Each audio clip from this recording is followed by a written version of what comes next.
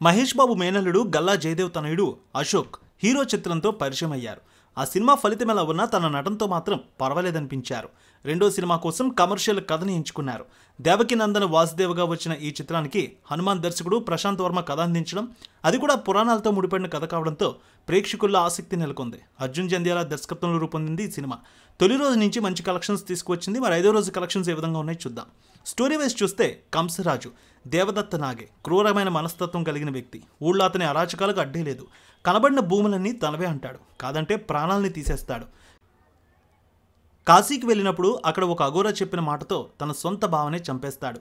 తన చెల్లెలు దేవయానికి పుట్టబోయే 3వ సంతానం నుంచి ప్రాణగండం ఉందని అఘోరా చెప్పడంతో ఆమెను ఒక సంతానానికి పరిమితం చేయాలని ఆ దారుణానికి ఒడిగడతాడు. చివరికి కంసరాజు చేసిన పాపం అతని జైలు ఊచలెక్క పెట్టేలా చేస్తుంది. కొన్నాళ్ళు జైలు జీవితం తర్వాత కంసరాజు జైలు నుంచి బయటకు వస్తాడు. అప్పటికే తన చెల్లెలికి పుట్టిన బిడ్డ సత్య మానస వారణాసి పెరిగి పెద్దదవుతుంది.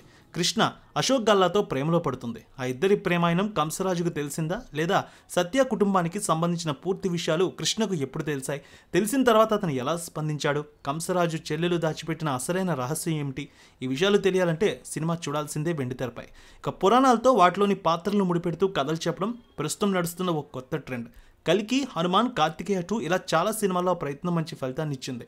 దర్శక రచయితలు ఆ దిశగా మరిన్ని కొత్త ప్రయత్నాలు చేస్తున్నారు. అందులో భాగంగా రూపొందించిన మరో చిత్రమే దేవకినందన వాసుదేవ. కృష్ణుడు కంసుడి పాత్రల స్ఫూర్తితో రాసిన కథ ఇది. తొలిసారి కమర్షియల్ కథతో నటించారు గల్లా అశోక్. కమర్షియల్ కథతో ఒక కొత్త అవతారంలో కనిపించిన అశోక్ గల్లా నటనలో లోపమేమీ లేదు. మానస వారణాసికి బలమైన పాత్ర దక్కింది. దేవదత్త నాగే నటన ఆకట్టుకుంది. దేవయాని, ఝాన్సీ వాళ్ళ పాత్రలో ఒదిగిపోయారు. శత్రు, గెటప్ సీను, సంజయ్ స్వరూప్ పాత్రల పరిధి మేరకు నటించారు. ఇప్పటి వరకు మొత్తం ₹1,60,00,000 వరకు కలెక్షన్స్ వచ్చినట్టు తెలుస్తోంది. అయితే ₹10,00,000 వరకు నేటి కలెక్షన్స్ రానున్నాయి. మిశ్రమ స్పందన వచ్చింది ఈ సినిమాకి. పిల్లమ్మ తల్లి ఆశీస్సులతో ఫోన్ ద్వారా జ్యోతిష్యం చెప్పబడును.